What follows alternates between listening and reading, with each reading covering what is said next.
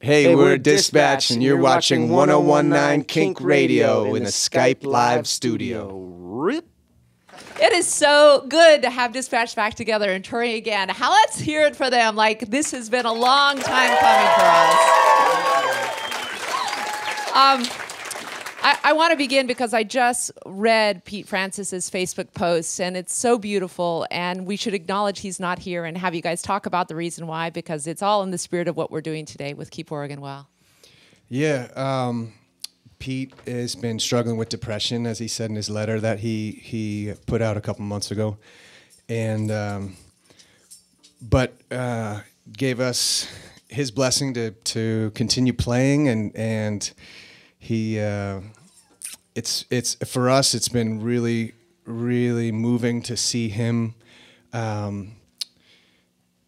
struggle, but also be brave enough to come public with it, and also to kind of give us the endorsement to keep playing. And then we had a tough decision whether to play or not. He's like, you guys keep playing, and when I'm better, I'll come jump on the boat again. And so it's been wonderful to see people's reaction to that and how that's helped him, and kind of this symbiotic thing of people hearing about it and being like, oh, because we all struggle with something, right? And so for us, it's just been really neat to see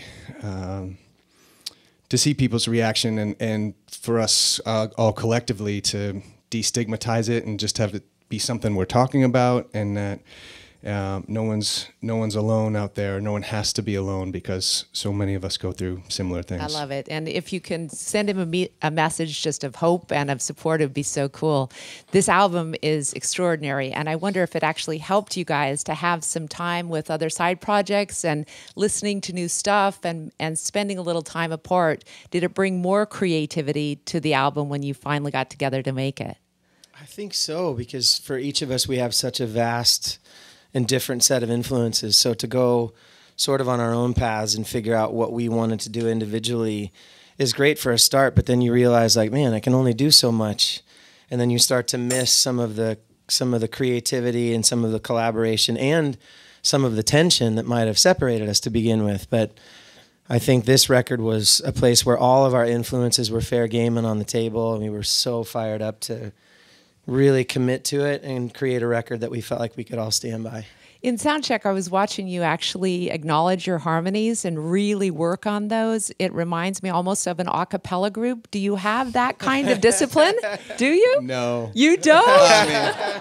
It's so beautiful. Well, thanks. We try to get it right, but we also... No, we're very rock and roll. Very, very.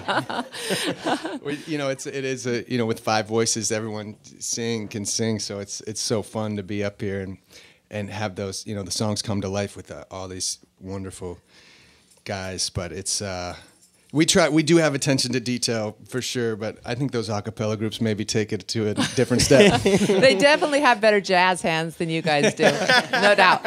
I want to ask you about your beginning, because it fascinates me that you were approached by major label after major label, and you said no, no, no.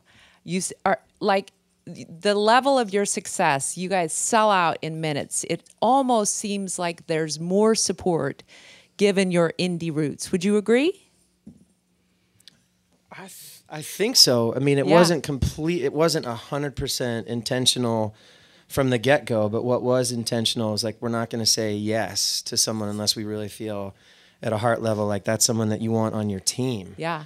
So we did meet with, a handful of folks, but at the end of those meetings, we were like, we're not really feeling like we're getting closer to someone that wants to make us more Dispatch. It was always like, oh, come in and we'll make you the next blah, da, da, da, da. We got some nice fancy lunches, though. We did. New York City lunches in the back room. We'll take another one of those meetings anytime. Totally open. I just want you to talk a little bit about the story of you coming to Portland to help protect the sequoias. That's so awesome. Yeah, you save the trees. One of my best friends has been here for years. His name's Arthur Bradford. He actually, last time we were here, he was our... I think we needed someone needed to play your spot, so he ended up interviewing us. Oh, wow. On this stage. How'd he do? He's good, but he also has a penchant for awkward questions and embarrassing me and us. So I was nervous the whole time. And we would just step back and let. I'm like, I know he's gonna ask something really. So Chad, back to 6th grade again. But yeah, he lives right next to these 3 up near Reed College. Yeah. These 3 giant sequoias, and these developers were trying to come in and kind of under the cover of night or just at the break of dawn come in with these trucks and chainsaws, and they're giant trees. And save the giants, I guess it was one of the taglines. But I happened to be here at the time too, and I love all that protest stuff. So Lorax Dave was up in one of them, and he was chilling, and we just kept on, just linking arms with the Portland people, and eventually the trees were saved. So You're officially one of us now. It's awesome. Catch them in Red Rocks if you can. They start there June 16th, and then the tour begins. Let's hear more from Dispatch. Thanks, guys. Thank you.